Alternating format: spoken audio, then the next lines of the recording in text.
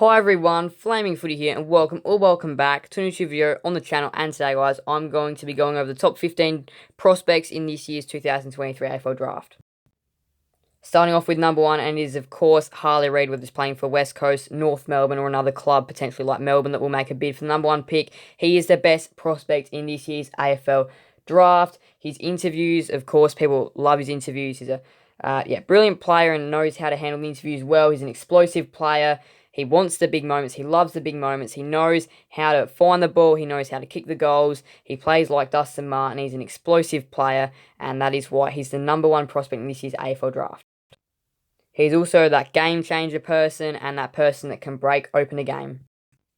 So Jed Walter is number two, and he's a complete key forward package. He's got so many different attributes which just make him so dangerous and so good in the forward line. Of course, he's a Gold Coast Academy player, so they'll be able to get him. But look, Jed Walter, he's a key forward and, of course, can do the things which key forwards can do. Can lead, can pack mark, can take a mark over his head. But then he can also, like, crumb balls as well. He can crumb them. He can get him on the ground level. He can tackle. He can put pressure on. He can do all those things which some key forwards can't do, which is why he's just such a standout, and that puts him at number two. At number three is Zane Dman, and he's just got so many good skills, this man. That's why he's up the top end of the draft talent. And one of them is definitely his running vertical leap. He did really well in the combine in that particular area. He knows how to take a good pack mark and a good overhead mark as well. He also knows where the goals are, can find the goals. Of course, he's kicked quite a few goals in the under-18 league. And then he can also run through the midfield as well and shows his class in more ways than one. At four, I've got the game changer, Colby McKercher. Probably fair to say a pure midfielder, but he is such a classy and speedy player with his elite left foot, having a brilliant season. He knows where the ball is. He knows how to find the disposals. He averaged 29 disposals and also a goal in every game as well. So it's not just him doing clearances and disposals work. It's also him going forward and kicking goals as well, which makes him such a good player. He's got high confidence in himself, and again, another one of those game-changing players. So at five, I've got Daniel Curtin, and his versatility is such a rare thing to have in for players in this draft. And his versatility is just such a weapon, and that's why he's so high in this draft. He's a WA boy, and the Eagles definitely do have their eyes on him. And his versatility is such a good thing. He can play key defender, key forward, midfielder, powerful, explosive midfielder. Then he can play as a smaller defender, smaller forward. He can play anywhere on the ground, really, and still have maximum influence. He knows how to take marks. He knows how to find the footy. He's just got such a brilliant skill set, which just makes his versatility weapon so rare, and that is why he's right up the top end of the AFL Draft.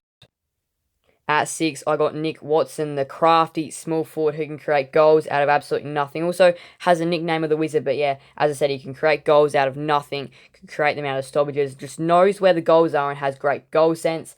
He's just knows where the goals are. He's got brilliant goal sense, and he's such a brilliant athlete as well. He just, as I said, just like Cozzy Pickett kind of thing, out of the stoppage, can create something from nothing. He's just one of those players that you might not think there's an opportunity there, but he just goes and snags a goal. He knows how to kick a big bag of goals as well. He's kicked many bags on multiple occasions, and that is why he's up the end of this draft talent pool.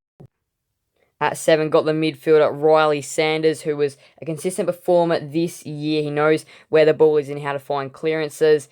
Such an elite player as well.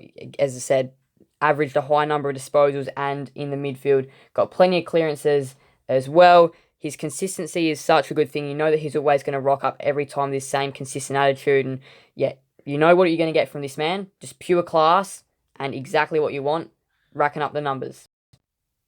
So eight, I've got Nate Caddy, who is such an athlete for his size. He's a key position player, key forward, could also go through the midfield at times as well. He kicked 25 goals in 9 games.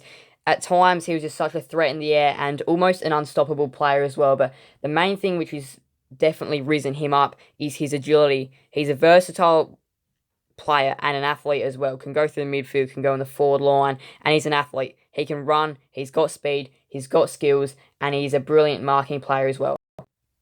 So at number 9 is Ethan Reid, the first ruckman in this year's draft pick that I believe will be taken, another Gold Coast Academy player, and he's just got so many good skills as well, Ethan Reid. One of them is that he's an athlete. He ran the 2K time trial in a short amount of time, 5:56 to be exact, which is up there as one of the better runs and definitely the best run for a ruckman. He's got midfield traits at 200 centimetres, so can obviously go through the midfield, but his position is a ruckman.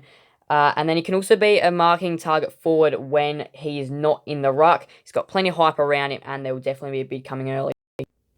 At 10, I've got Conor OSullivan, somebody that knows how to set up play from the back line. Another athlete, as I said, as I just said just then, he ran the 2K time trial in 6 minutes and 11 seconds, highlighting that he is a good athlete. He's played in different positions throughout his career so far, including in the forward line and in the midfield, but the reason why I'd be chosen would be because of his defensive stuff. But yeah, he was really good marker, and he knows how to be a good defender and set up play to go forward from the back half. At 11, I've got Caleb Windsor, who is a goal-kicking midfielder. He was really good in the draft combine as well, which showed some of his athleticism and speed. He was good in the 20-metre sprint, placed top 10 in the vertical jump and the running vertical jump as well, which showed his athleticism and pure speed. He was also really good in the 2K time trial as well. A goal-kicking midfielder that knows where the goals are, but would spend most of the time in the midfield. He's got a very good range of athleticism and speed, which is why he'll be taken with an early pick.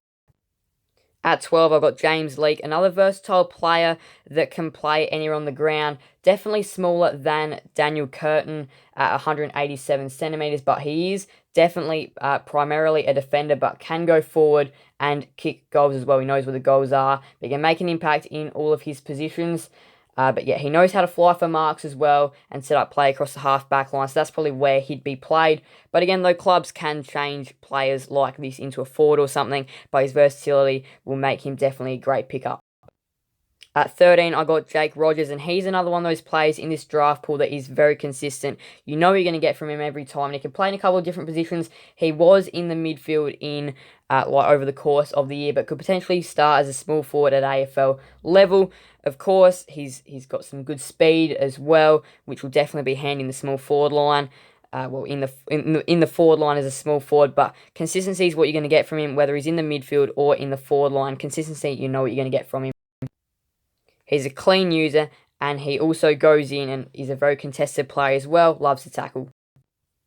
At 14, you've got the Western Bulldogs father-son, Jordan Croft, and he's another one of those, he's another key forward, and he's another one of those very athletic players. He ran very well in the 2K time trial. He also knows how to take a big pack mark, but also a mark on the lead and finish off his shots, which is really important. He's shown some real promise as well, and definitely going to be a good get for the Dogs to continue to add to their ever-growing stock of key forwards. So in at 15, you've got Darcy Wilson, who's a midfielder forward at 186 centimetres, and he just really solidified his skills in the draft combine. That's where recruiters just went wow over him. He finished second in the 2K time trial, 5:52 was his time, top 10 for the agility test and the standing vertical jump as well. And then he won the running jump vertical test as well, which shows that he can take a brilliant mark overhead. Of course, his height 186 centimetres is huge as well.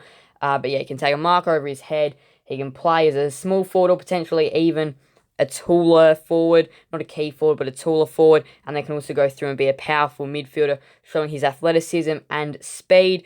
He will definitely be a good pickup for the club which gets him with Darcy Wilson. So there we go. There's the top 15 prospects in this year's AFL draft. There's plenty of good players here.